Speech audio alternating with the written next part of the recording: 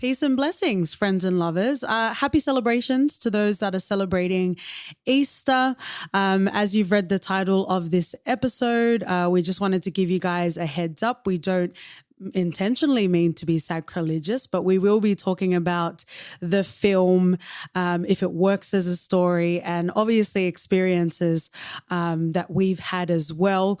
Go and check out our Prince of Egypt episode. It is still being downloaded very months later, so we do anticipate there'll be a lot of fanfare, but we also wanted to give a heads up as well. And we don't really have any direct comments about racist ass Melly Gibbies. Let's get on with the show.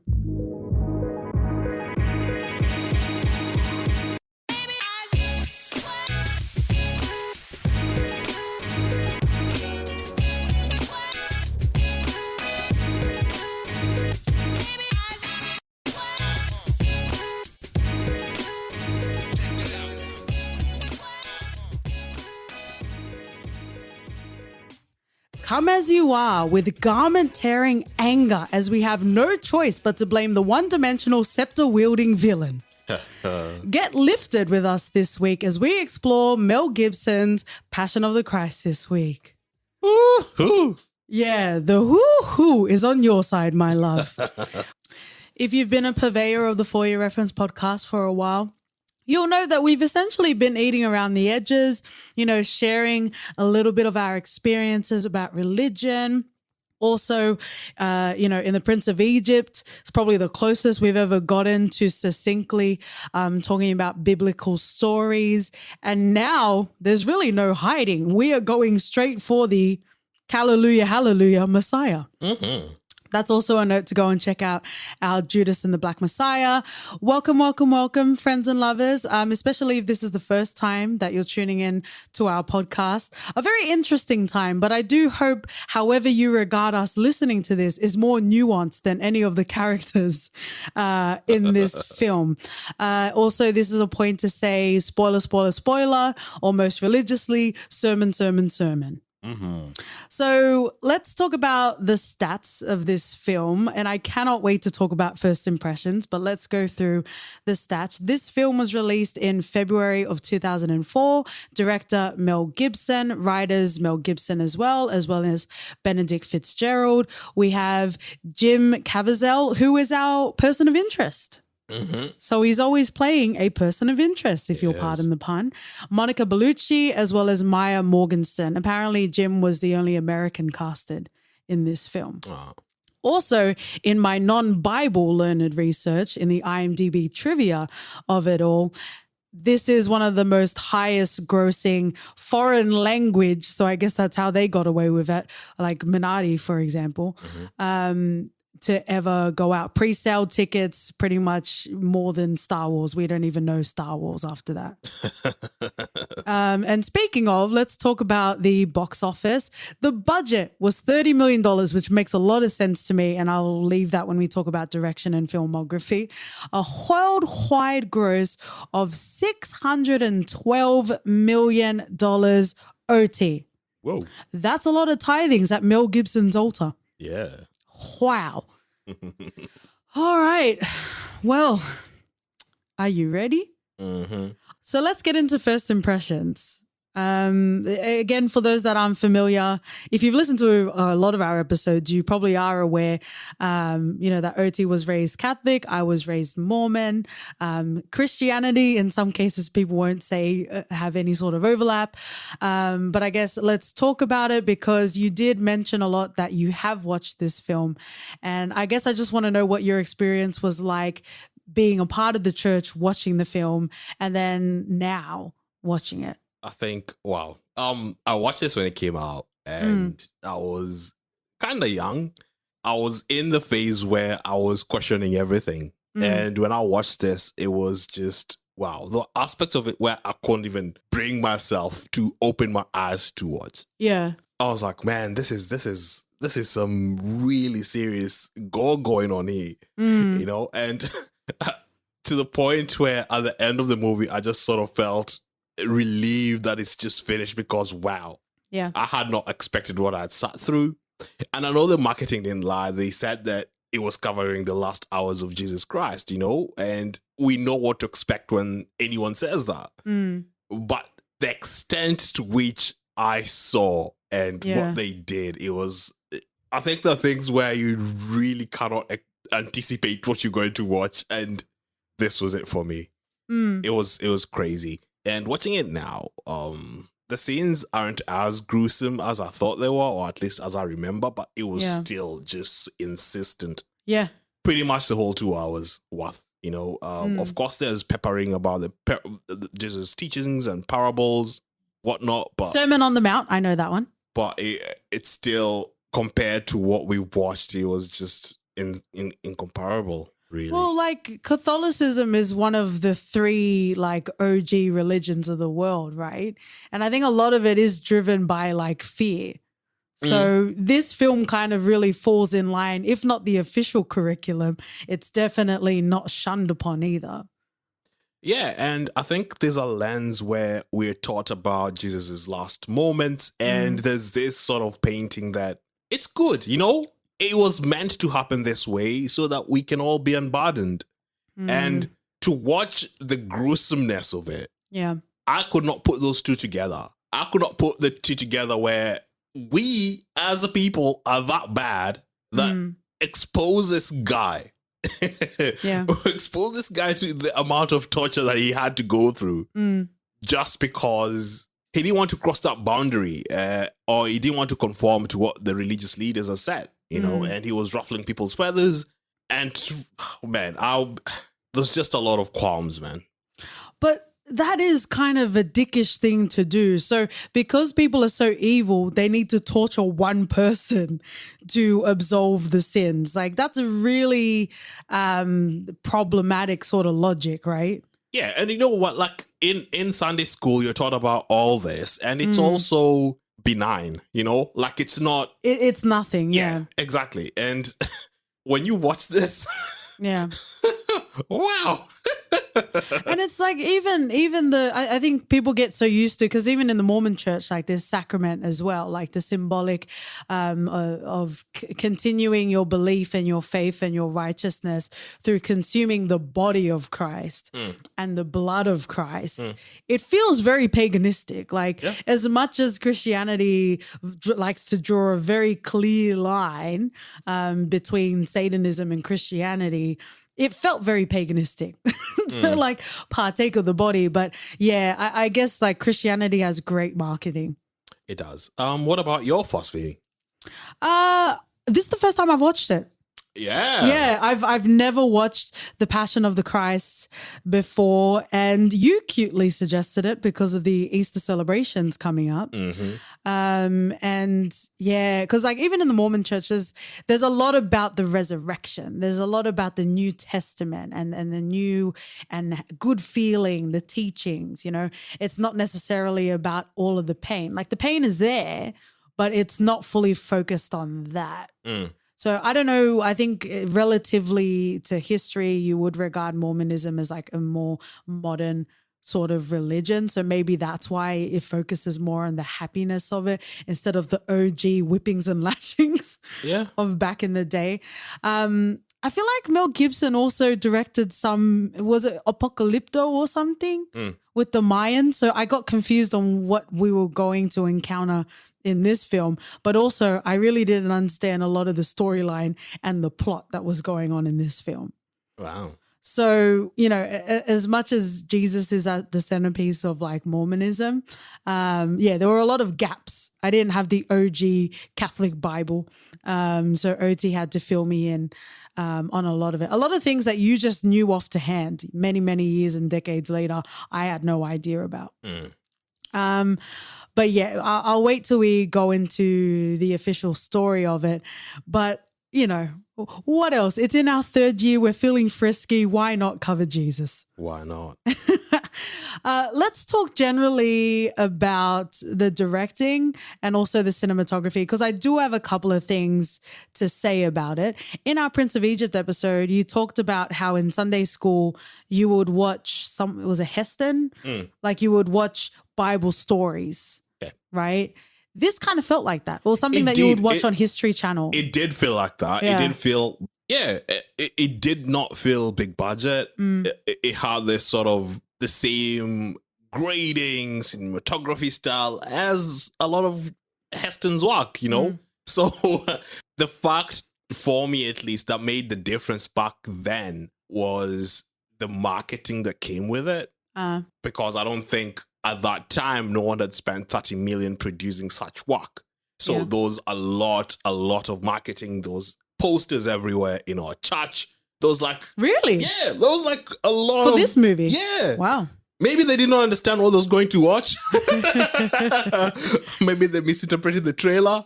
But there was a lot of info going around about this movie. Yeah. So we were all excited, we were all eager, and we were all hyped because a lot of the time we were expecting the sort of low budget, Hallmark looking sort of movie quality. But the fact that regardless of that, I think there were a lot of big names, you know, Monica Bellucci was in this, despite just not having words at all. Are you trying to Tarantino Margot Robbie this? Oh, yeah. Her tears were the equivalent of Margot Robbie's feet. Oh, nice. I agree with you. It did not feel like that. Like, it didn't feel cinematic, if that makes any sort of sense. And I guess I'm not very familiar with racist ass Melly Gibby's filmography. So, you know, looking at it now, you know, it was one of his earlier films, so maybe that's why. But he did Braveheart before this, which you've seen. Doesn't that feel cinematic? I would imagine a film like that would have to be cinematic. It does. Even Apocalypto is very cinematic.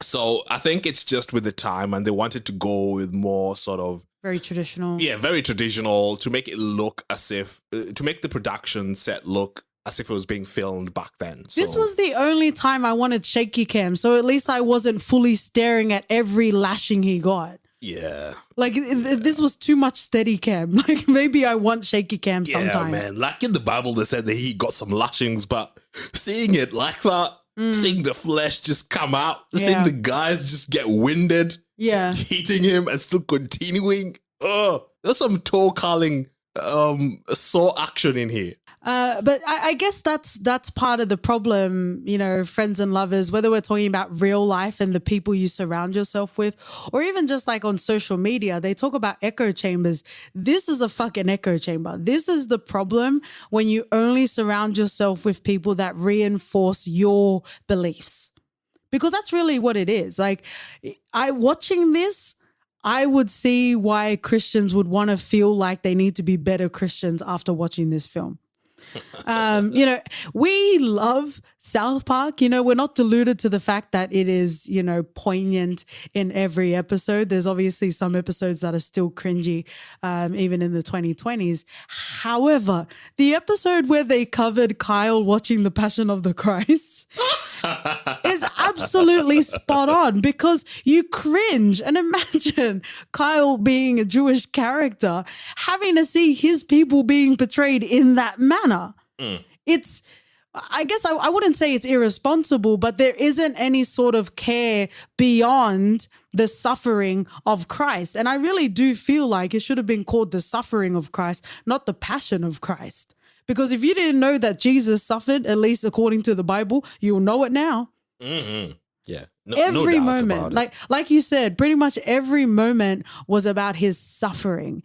And I definitely want to talk about the storytelling. Actually, let's just go to it now. You know, with all films, and I do regard this as a film, we talk about emotional investment. You know, deciding very early, or usually the narrative is dictating to us whether we should or shouldn't care about a character.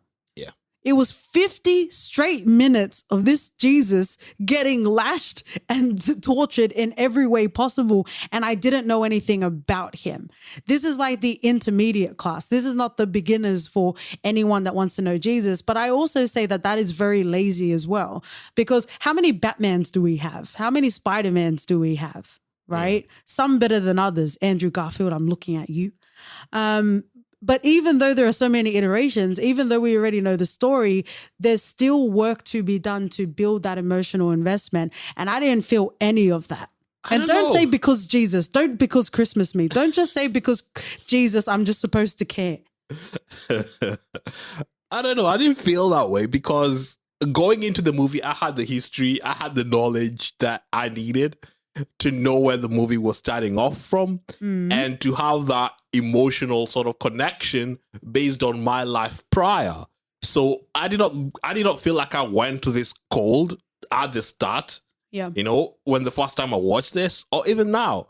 But now having a more critical lens on it, I can see how you feel that way. But I didn't still feel that, oh, I can't connect with this character because I didn't get a backstory as to why he is who he is. You know, there was no dimension to him aside from the fact that he was there to be tortured by evil people, according to the narrative. Yeah, and I get that. But when you're focusing on someone's last hours, I think they narrowed themselves into being limited to what they can do, especially on Jesus' character's bit. You know, we did get snippets of him teaching and him interacting with not only Mary, but his disciples. And we got a sense of who he was in the movie as well. Not just the bloodied guy. No, but that happened throughout the movie. That didn't happen at the start. Yeah. It was him getting an inkling that he was about to die and people were betraying him, or Judas specifically was going to betray him, right? So we're meeting him at the peak and at the end of his career.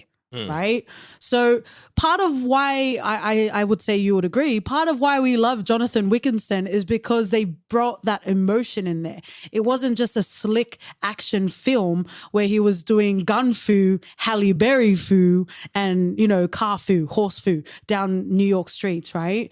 It was because they established the emotional investment that John Wick had. Right. Yeah. Then again, I think this was, I don't know, maybe the target audience watching Passion of the Christ would know exactly what to go in with. Cinema is for everyone. I know cinema is for everyone, but I think with this movie, they had assumed a large bit of the emotional baggage would come with you watching it. I don't know why you're trying to audition for Paul Bettany's role in Angels and Demons. It's already come out, OT. If you want to lash yourself at my altar, you can do so, but that's already been fulfilled. You keep giving it allowances, but for me, it's still a film. It's still a story. We still need to have character development. You know, the qualms, the burning, raging qualms that you had in Judas and the Black Messiah, you should also have that here. Maybe so, but I think I just understood it from my sort of perspective, and from my reference, I had everything that I needed while watching this. Regardless of where we started off with Jesus, I knew exactly what I had in my arsenal before going for it. But that's exactly the problem. That's what I'm saying. It's an echo chamber. It's just here to reinforce what people already love. And I guess if that's what you want to do, that's fine. But then you're not necessarily experiencing as much as you really could, right? You love people through their hard times, through the trauma, but you also love them through happy times. There was really no moment when Jesus was having a nice laughter in the sun with his mother. There was none of that. Like, even when he was teaching, his parables, the Sermon on the Mount, it was still very serious and there was a lot of responsibility there.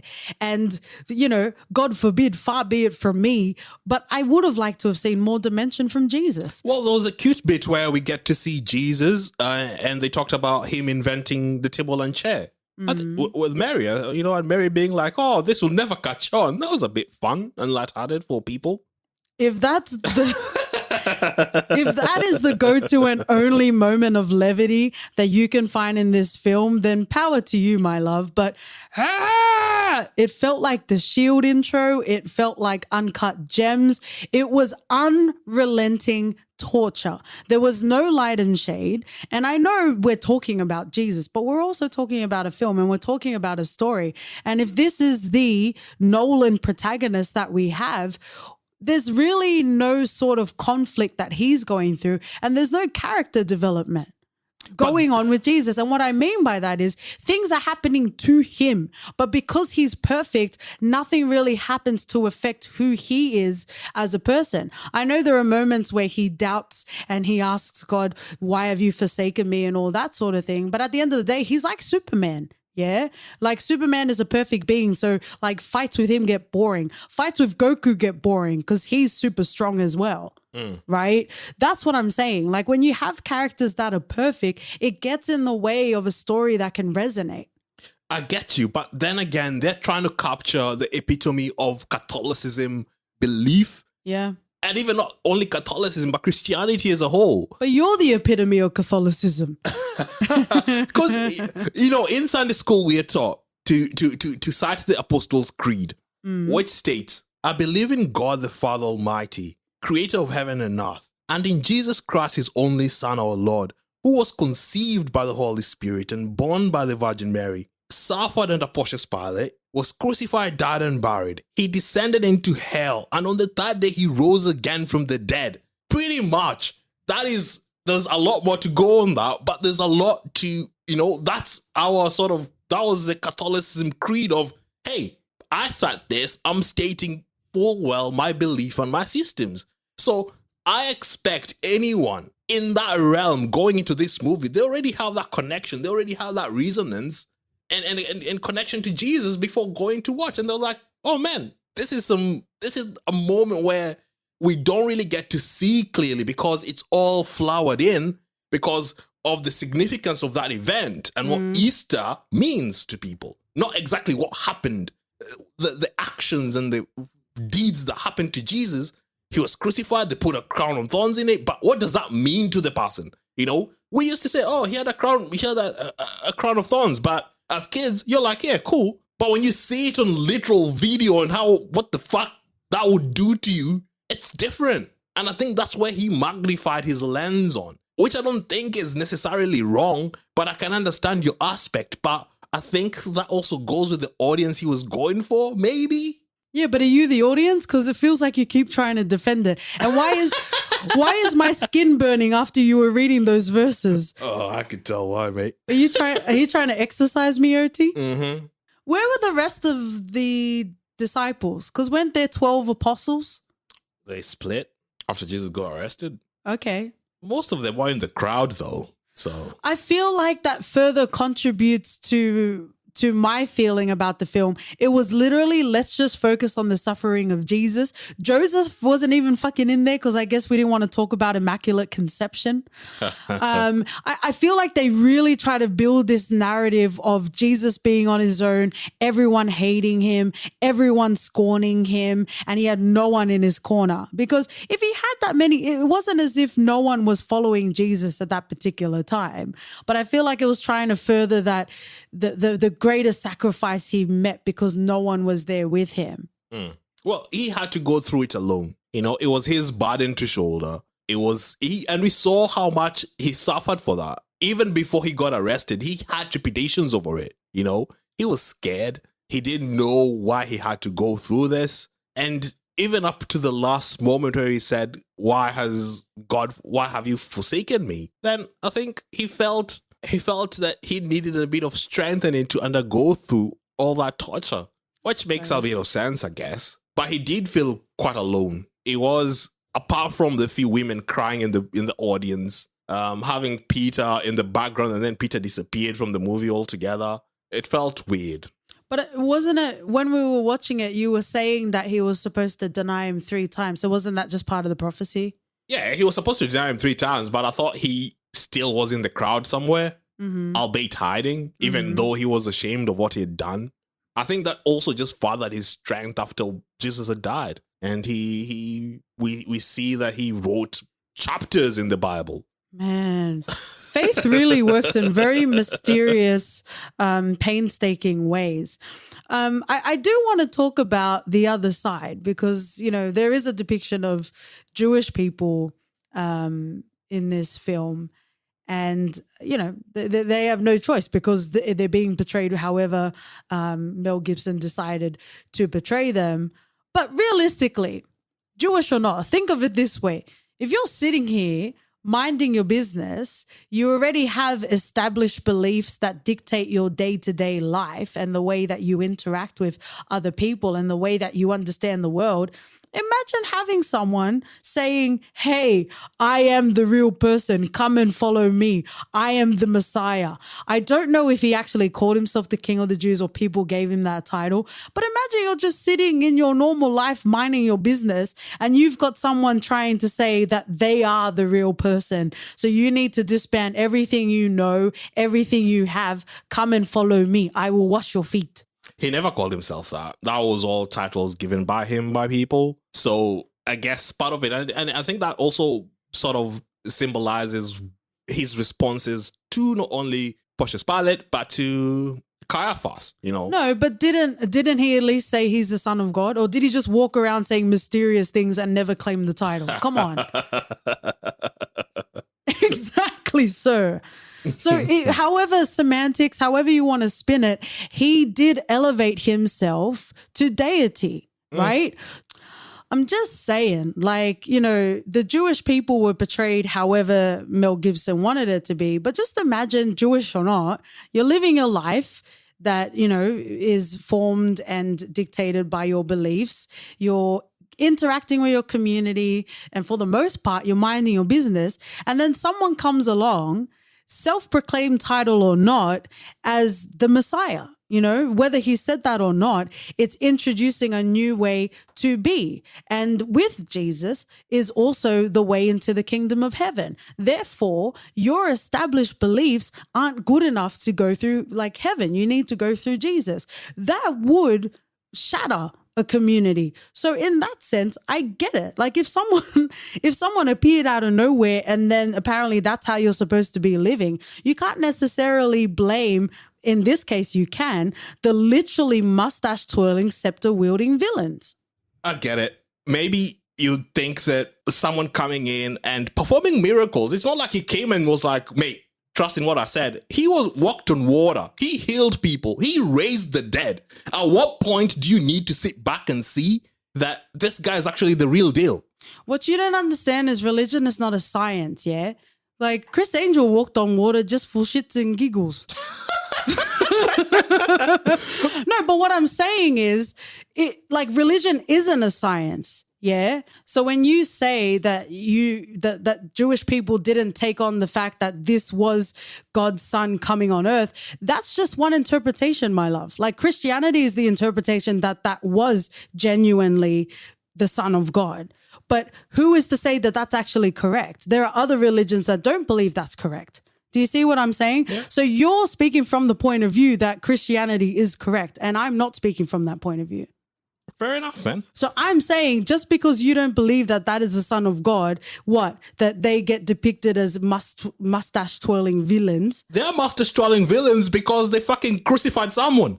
At what point do you draw a line to someone becoming a villain? At what point do you say they were given an option? Release Jesus, who they had qualms with, because apparently they were shaking their foundations, or release an actual murderer in Barabbas. Mm-hmm.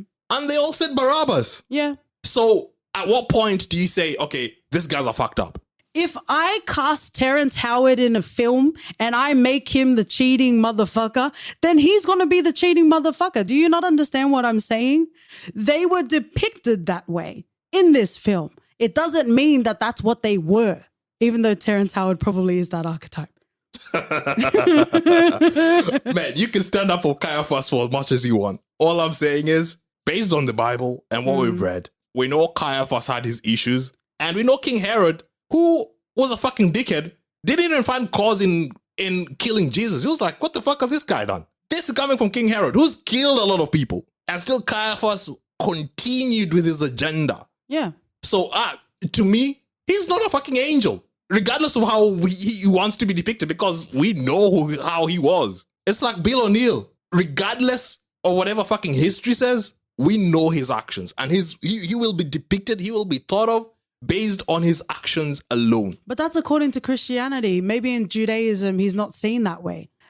I guess it's interesting, and it's also good that we framed our reference in our first impressions, friends and lovers. But I would say claiming to be the Messiah, or at least allowing your followers to call you the Messiah, is worthy of scrutiny. So as much as I understand in the film he was a villain, I also just wanted to add a little dimension that didn't exist in the film, because sometimes we love layers, don't we, my love? Yeah. I do want to pick up off on what you mentioned before. So let's go back to your best friend Caiaphas, yeah?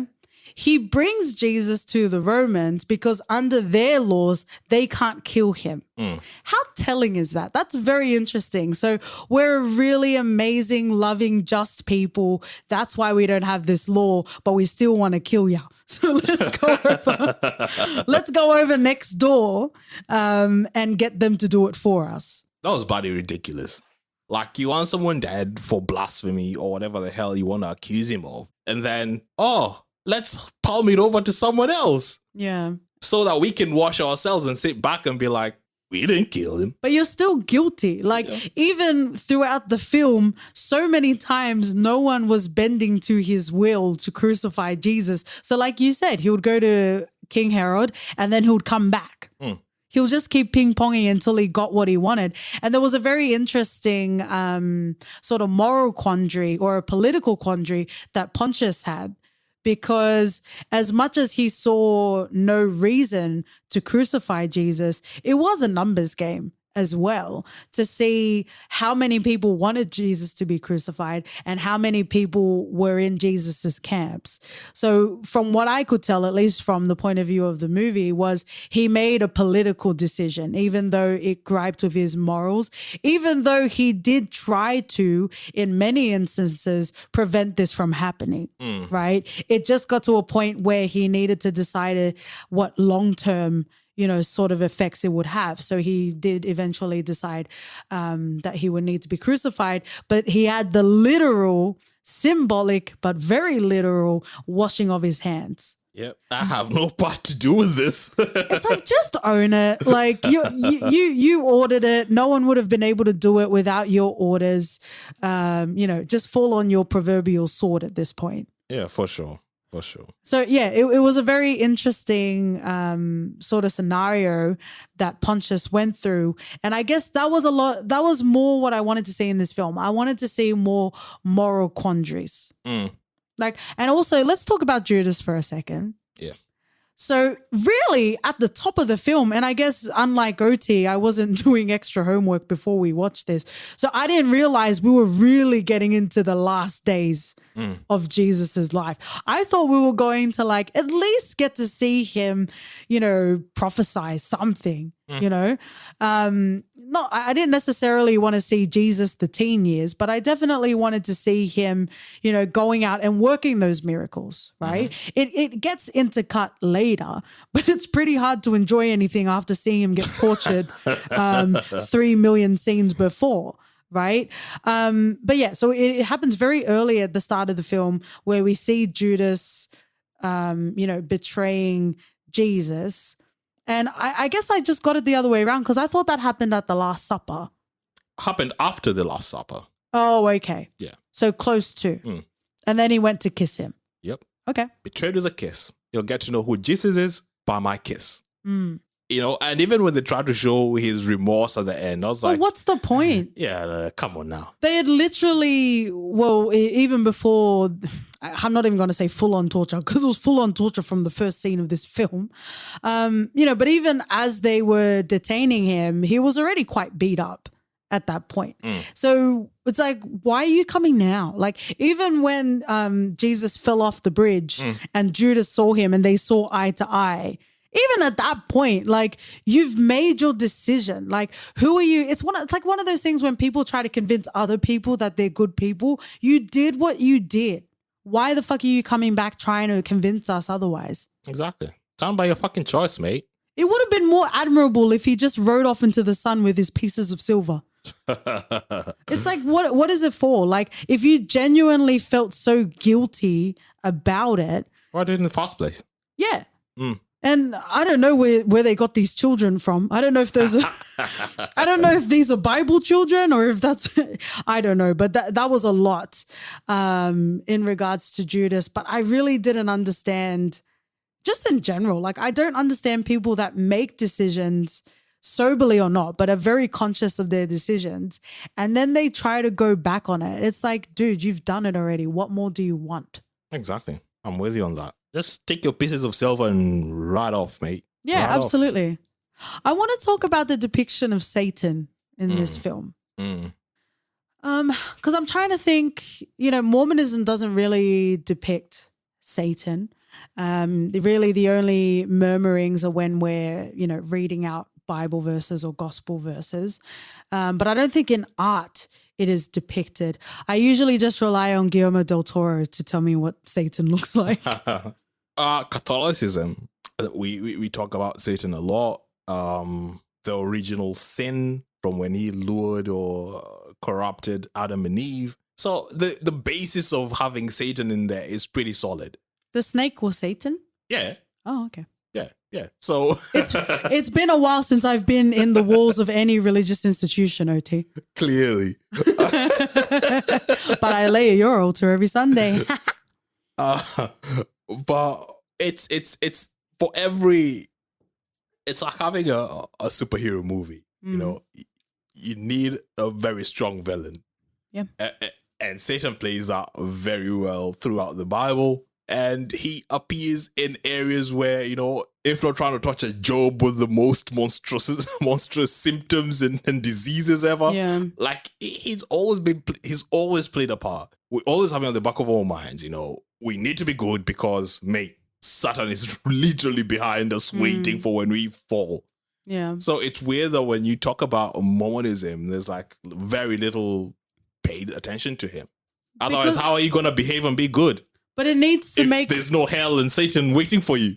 Because it's a new religion and they need to make room to convince you to go there as opposed to other Christian churches. But this is something, so welcome friends and lovers for the first preview of the FYR curriculum, Theology 101 with Katie and OT. Mm-hmm. So this is what I want to talk about because I don't know if it's also in Catholicism, but there is the talk of free will. Like Jesus died so that we can choose to live how we want to live. I think they also call it free agency in Mormonism, but it's like you have the choice to live your life because Jesus sacrificed his sins. But is it free will if there's repercussions of not doing what you want? If I choose not to live according to the book and I get punished, then how free will is that? No, but that's exactly what I'm saying. And that's part of the problem that I have with not just religion, but also cultures as well that introduce the big bad, the evil or the Satan, if you will, because sometimes people are fucking assholes. Sometimes people are evil and the people are doing it, right? Having the presence of a Satan kind of allows people to distance themselves from their own actions. I didn't cheat on you, baby. It was Satan. I had a weak will and Satan tempted me and I fell on a dick, right? Like, I just don't like the idea of talking about, free will, free agency, and also hand in hand Satan. Because, there are things that happen in our lives that aren't great. And I do understand that religion is important. And I talk about that specifically in Prince of Egypt, but also throughout like our episodes. I understand it's important, especially to move on with really painful grief. That's one of the reasons why I will always see religion existing in some shape or form. On a lesser level, some people just need answers to things that can't be answered. And if someone claims they can answer everything, be wary, especially of those televangelists. But it's also a way of controlling people. It's also a way of dividing people and causing wars. So I really don't care for religion. But even on a very individual scale, you do have Satan. And it's like, unless it's Guillermo del Toro or Tenacious D, I don't really want to see depictions of Satan. Oh, fair enough. But it is sort of, growing up as a kid and being taught all this, we were just wary of Satan because we knew he was around the corner waiting. So you had to really devour yourself to read the Bible every day. Out of fear. Yeah, That's what I said at the start. Out of fear. Exactly. Was there anything in the Bible, in one of the later scenes, where we see Satan in the crowd watching Jesus and Satan's holding like a baby? Was there anything in the Bible about that? I don't know. I've not read a Bible with that version in it. Maybe, but maybe Mel Gibson is taking some creative freedom with that. Yeah, it's a King's Gibson Bible. I want to talk about Mary Magdalene for a second. Again, there's not a lot of fleshing out, and I guess there isn't. There is no existence of fleshing out of any characters, including Jesus. So, of course, Mary Magdalene wasn't going to get any. But this reinforces what I was saying earlier. We are literally focusing just on the suffering of Jesus, because even when we have a scene later on about Mary Magdalene getting stoned, which I think is the well-known verse of "He who is without sin cast the first stone." Mm-hmm. Yeah. We don't see her get stoned at all. Not to say that I wanted to see it, but to have a film that had so much torture in it, it felt very deliberate that we only wanted the pain on Jesus in this film. Yeah, otherwise you're still the thunder. So, yeah, I think it's just to show us how Mary Magdalene came into Jesus' side and pretty much being with Mary throughout. So she plays a big role towards the final hours of Jesus' life and even afterwards when they have to take care of him. I don't know about in your circles or in your family or in your community, but Mary Magdalene kept being used as what a bad example is, which I would feel like would be the wrong thing to do because Jesus forgave her. Yeah, she was part of the camp, man. Because I would have aunties being like, don't be like Mary Magdalene. Well, if you cannot be like Mary Magdalene, who can then? Right. Mate, she was next to Jesus the whole time. She was part of the group. If that's not goals, then what is? True. Yeah, but Mary Magdalene played a major role, so at least we got to see her here, albeit just crying scenes. I have a question. So there's the Last Supper, which is maybe not even just religiously, but it's very culturally relevant, and the imagery in the Last Supper. Did they know at the time that would be their Last Supper, or was that more the name that was given after the event? They didn't know. Jesus said someone would betray them, and that was to the extent of it. Someone would betray him. What that meant, no one knew at the time. I think the Last Supper was just given after the fact. Because he was pretty much teaching them sacrament. So he knew something was going to happen, but he didn't know that was the last supper. No, I think he knew that he was going to die. He very much knew that. Whether he was ready or prepared for it, that's a different question, but he knew.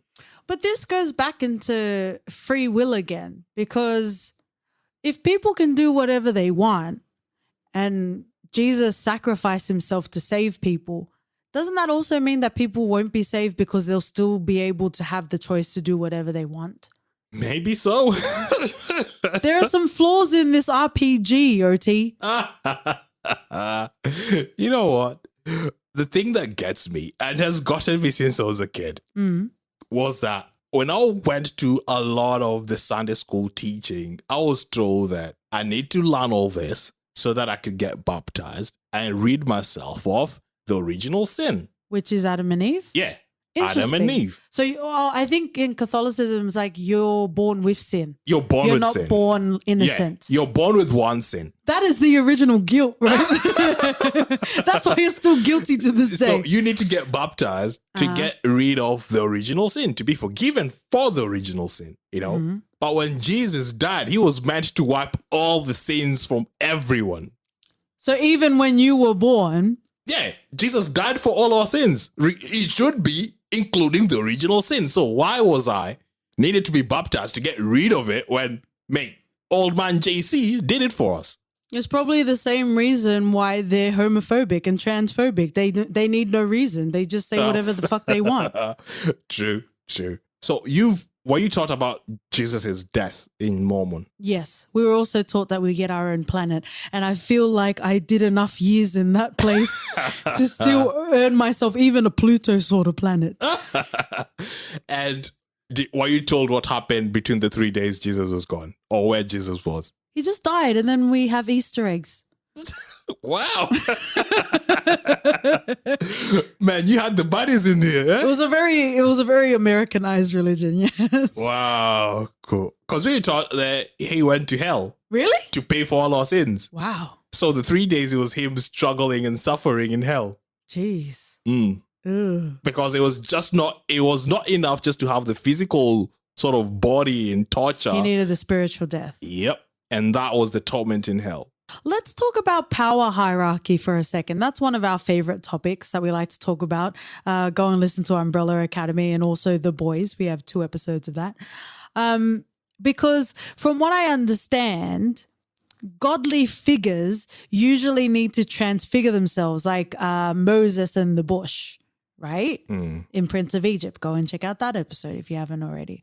So I would assume that Jesus was bound by his mortal body, so he probably wasn't as strong as he would be in his full form, yeah?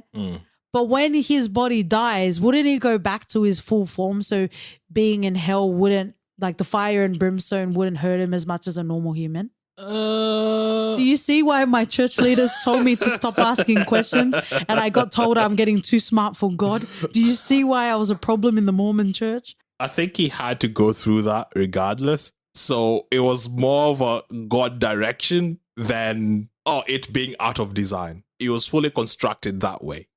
And are we supposed to believe that, even through everything, Jesus wasn't perfect? Because there were times when he was like, why have you forsaken me? Why are you letting me do this? Even while he was dying, he's like, I thirst. But like, if he knew that this was the plan and he was fully dedicated, shouldn't he have just continued going? Well, he's, like you said before, he's in his human body. So you've answered your own question. Oh, wow. We could go around and round in circles with these holes. That's what religion does, my love. But it's weird because, this was one of the favorite sort of stories that I read growing up. I used to be a huge fan of the New Testament and Jesus' teachings because I felt a lot of it undid what we learned with the Old Testament. He came up with the simplified commandments to get rid of the 10 that were there. And I felt like he tried to move the world in a more understanding way. Like he's been human. He knows how it is. And all right, Superman. What I will say about Jesus's sermons as well as Christianity, it is very effective to keep people oppressed, which we see with the Roman Empire and which we see with the most recent sort of colonization, not just through, Britannia, but also throughout in France and Spain and even Portugal, for example. Because, even within this film, he talks about, love those more that hate you. Because if you only love those that love you, what is that? And I'm like, mate, that's a fully loving, fulfilling relationship. That's what that is. Mind your fucking business and love the people that love you. That's what I say. Yeah, and I get it. Like, turn the other cheek, not casting stones, like all of that sort of messaging, as comforting as it can be, it's also used as tools for those that want to control and oppress people. Yeah, like give unto Caesar what Caesar's, That was one that I had kept on spouting when I was a kid while talking about slavery and what had happened and putting a lens of religion over it. And a lot of the time it was by design. Oh, yes. And it was just a way of making us stronger or some shit like that. And, civilized as well. Because we didn't know what we had on our land and our resources until other people told us. Well, they didn't say that, but yes, we were called savages in textbooks. We were called savages in textbooks, but I'm giving it a more religious answer than what we were given as, They wouldn't say that, we did that because we thought your gods are not unworthy and savages and nasty. Nothing like that. Be careful of the honeyed tongue, my love, unless it's mine in your direction. Exactly. So it was just more that, Jesus didn't approve of it, but at the end of the day, he said, it's all right. or whatever. Well, it's open to interpretation. That's why you have so many different religions. Like even within the Mormon church, they were like, hey, stop marrying multiple young girls. And then some of them are like, lol, no, I want to keep going. So that's why you have two big branches of Mormonism. Like it is up into interpretation. That's why there's not one fully consolidated religion around the world. For sure. Because people take whatever they want from it. But I guess let's end on a lighter note. You talked about Jesus being one of the favorite, stories that you read in the Bible. I think it's like you can't choose the main character as your favorite character. So aside from Jesus, what was your favorite story reading in the Bible? And I'm assuming you're going to choose New Testament. Nah, nothing in the New Testament. A lot of the stories that were taught that had a lot of teachings in the Old Testament. I think one of the better ones for me was, if not Moses, maybe even David. What about you? I don't know, but I do appreciate the Old Testament because there really wasn't really any room for the New Age interpretation. It was literally, is this your baby? If not, I'm going to fucking cut it in half. Like there was no in between. There was no ambiguity. It's you do this and there's your cause and effect. No reading between the lines. Yep. No. So it was very straightforward. Yeah, and it also sets the precedence of having the New Testament there. Like, it was some messed up shit in the Old Testament. Yeah. George R.R. Martin probably got a lot of influences from there. Yeah, man. Wow. It's crazy because I have very little knowledge of African gods, especially in my tribe. I know they tried teaching us a lot of those stuff, especially when we were younger, but then they just stopped. Yeah. Which is weird. And we've all just focused on Catholicism and all that. I think that's sad as well. I know more about, surprisingly, because I know nothing, but I know more about Christianity than I do about ancient Tongan gods as well. Yeah. It's sad because, at the end of it, 100 years from now, most of these things would be wiped out. Oh, absolutely. Languages, culture, way of being. And, like I said, I think in our Mystery Road episode, to not acknowledge colonization and religion playing hand in hand is really not seeing the full picture. Yup. All right, friends and lovers, I think we got lifted and I think I've slowly descended myself to fire and brimstone. Let's finish off in a segment we call For Your Reference. OT. I think if you want to delve into another sort of Mel Gibson's portfolio would be Apocalypto. I think that's one of the first movies I watched in the cinema, which is weird. So give it a go. I don't know if that means you're hinting at me that that's what our watch list is going to look like. I have two references, if you'll allow me, OT, in the OT Testament.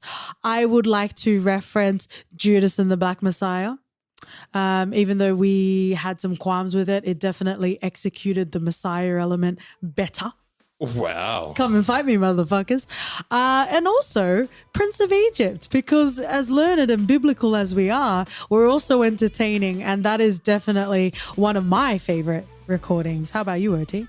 If you would like to see what other biblical nonsense we get up to on Twitter and Instagram, we're at ForYourFPod. Write us an email at hello@fypodcast.com. We're also on Theology Podcast if you'd like to leave a rating and review. And we'll see you guys next week. See ya. Amen. I am revolutionary.